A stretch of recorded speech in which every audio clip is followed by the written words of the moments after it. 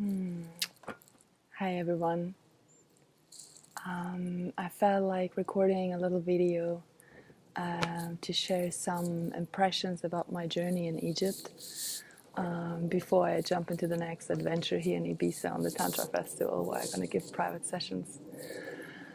Many of you have been reaching out and asking like, wow, how was Egypt? What was happening? And I'm still really don't have much words for it, but I will try. I'm just feeling whenever I'm closing my eyes and tuning in, I'm still there. So it's almost like, yeah. I was just recently, just before an hour before, I was questioning like, wow, was it a dream or was that really true? Because it's still so much present, and I feel like the energy that was there is still so much with me. I feel like so full, so there's so much love, there's so much openness, and yeah, I can't wait to share this actually. But the last 3 days I've been just bathing into it since I got back. So I remember that actually in Egypt was my first initiation into yoga, like years ago. I mean, like not those yoga where you go to a fitness studio and you do like a gym yoga class, but I remember there was a really good teacher in one of those hotels, and I really deeply felt what yoga is or what yoga does in my body. So is this kind of like was this kind of like direct embodied experience of yoga, and it now even feels the same. So it's really hard to describe how the inner state I'm in right now. But I mean, I know I have to go to Egypt since about a year ago, as I went on my first journey to southern France, and connected there to the land and the energy of Mary Magdalene that is really present. And I know I have to go to Egypt, and I had no idea why. It was like a strong soul calling, and I just followed that. And it took me a year to go there, and it was just incredible. So incredible what is there. I mean, we've been in silence most of the time, what is always very very special. But it really felt like coming to this place that all kind of like wisdom teachings of this world have been like originated there. So I found myself really going into chantings and prayers from Sanskrit, and it's just been coming out of my mouth as we came with the boat and entered the Isis temple. I think it was on the second day. I felt like, wow, I'm coming home. I had tears in my eyes, and just this mantras coming out of my mouth, and it felt so much this divine mother energy, this love, and um, and it's interesting because all those places, all those temples are like so kind of, I mean, they're a museum. That's really crazy. So people go there and take pictures, but if you just sit there and meditate and really allow the energies that is there to work on you, and it's just incredible. They don't even bring tourists to those places, like for example the Sekhmet statue, the Sekhmet little temple hall in Karnak temple. And I mean, the energy there is like so strong. Like, I was really struggling standing straight. So there has been so many things happening on this journey, and even how the journey, built it up to kind of like unfold the way it unfolded was so incredible. I could really see how almost like universe put like all those little stones together, like the stones on the pyramid, to kind of like prepare me to go there, to have those kind of experience and those initiations that I had. So I felt myself just deeply connected, and in the same time on a human level like so challenged, in many different ways. I mean, silence is really challenging anyway, if you tried it already for a little bit.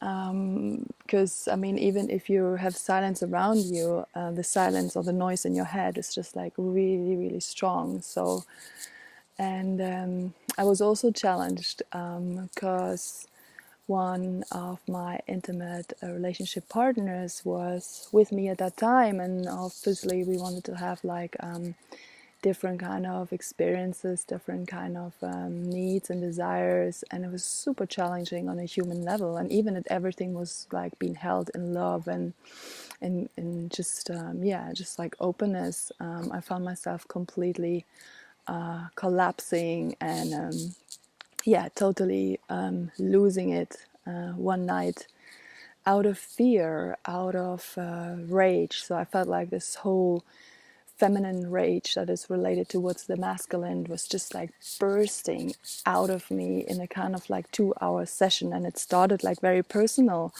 with like triggers that had been happening, but then it just like accelerated to something like so big that it was actually not only me anymore. So the energy that's been moving through me was like really the energy of this big feminine rage towards the masculine. So I could feel that pain, that suppression, that not honoring, that hurting. And yeah, if you feel you've been you felt that a little bit recently and you feel a bit of a release now, so I probably released for you that night. And the next morning I woke up and I just had that kind of like, I felt still a lot of sadness, but I felt also very much connected even more to myself, even more to my truth. And I felt like my eyes have more clarity, my face looks more relaxed. And it took me a little while, but then really see how I can be received in my messiness and my ugliness and in my raw, vulnerable truth in love and still be loved. It was just amazing, mind-blowing, and it's touching me so, so deeply. And all this really guided to basically our kind of final night where we went to the Great Pyramid. And we had one whole night, 6 hours with a group in the King's Chamber. I mean, we also went to the Queen's Chamber and to the well.